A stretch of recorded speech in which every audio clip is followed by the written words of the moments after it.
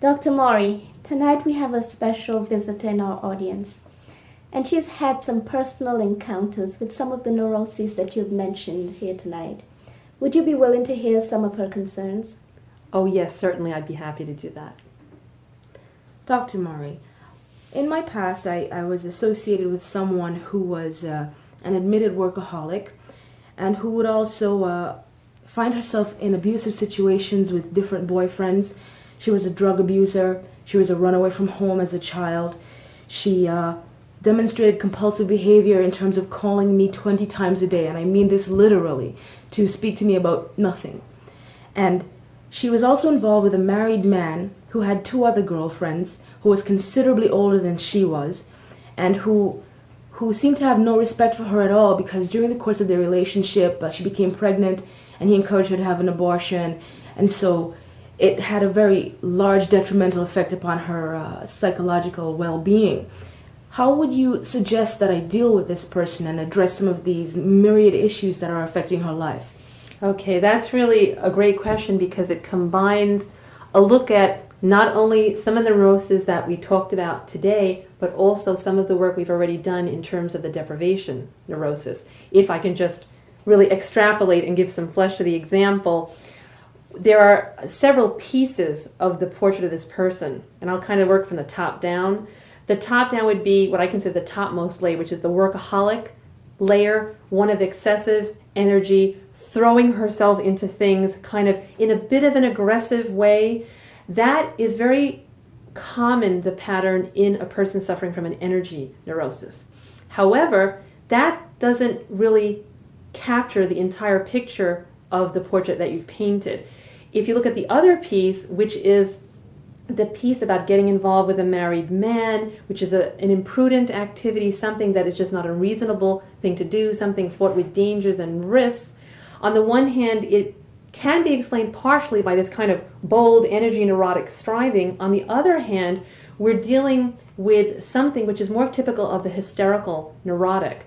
She's kind of being seductive and in some way trying to take up with a married man, which certainly, if he's married, she's going to have to put on a little extra special effort in order to obtain the affections of this type of person.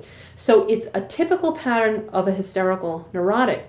However, at the same time, it's also possible that the fact that, if I remember the example correctly, it being an older married man, that perhaps at some level she's looking for a father figure and she was unaffirmed as a child, and by perhaps a father figure, so she's looking to recapture some of the lack of attention, affection, approval that she had missed growing up. And so all these components, the non-affirmation, the hysterical neurosis, the energy neurosis, all combine in what often is a particularly detrimental way to this person's life.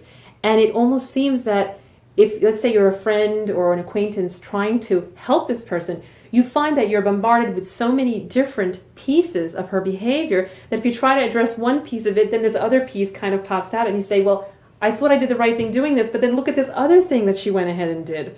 So it's almost as if you can talk to the energy neurotic piece sometimes with your brain, and she'll like, yeah, I think that was a little bit excessive behavior that I was involved in, but then the next minute she's off and doing something ridiculous and irrational again. So if you look at all these behaviors, in particular, even looking at drug abuse, this is a very typical solution that the person tries to find. They want to feel better. They want to feel happier. They want to feel that they're doing something about these out of control behaviors. So they figured, well, a little drug, maybe I'll feel a little bit better. I'm doing something when I feel bad about myself. So they can get into drugs, and they look at it perhaps for a high. Some of them take drugs for comfort.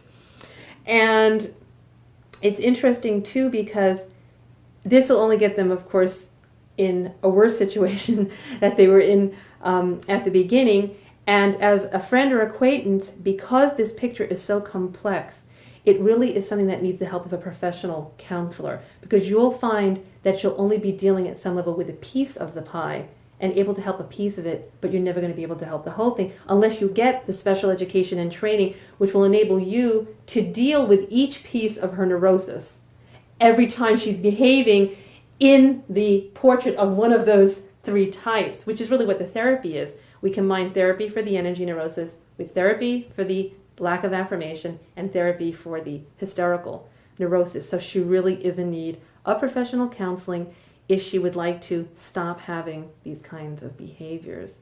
And certainly she's at high risk for getting involved in all kinds of dangerous things. So the sooner she gets the help, the better. However, if she's a little brighter than average, it might mean that she has a somewhat psychopathic constitution. And so in that case, she'd be harder to work with in therapy. But if she's one of those exceptional cases that doesn't have a psychopathic edge and she's a little bit more sensitive, introspective, there might be a workable answer for her in therapy if she realizes that her life is out of control. She's on her knees begging for help and she comes in. So I think that's the context for hope that you're looking for, and of course you can pray for that. So hopefully with God's grace she'll she'll get better and she'll wake up to the reality of needing help. And that's a really good example. And it's not an uncommon one in therapy, particularly this business about going after men that are not available. We often get a lot of women who have this portrait, who have a history of hanging around rectories, events where priests and nuns are certainly the major group of people that you'll find. And it's almost as if that they're trying to prevent dealing with the intimate issues by putting themselves in situations where they're kind of, on the one hand, safe from dealing with the issues, but on the other hand, it's such a symptom of what's going on, which is they're looking for like this ideal mother or ideal father figure, so they tend to be inclined towards nuns or priests who provide this image of perfection. So it's sad. It's very sad that this goes on, but certainly they can be helped, and that's what we're here to do, to help them. So that's a very good question, and I hope that this case example helped bring to life some of these very complex concepts and notions that we've discussed today. So thank you, Elisa, for bringing that up as a question.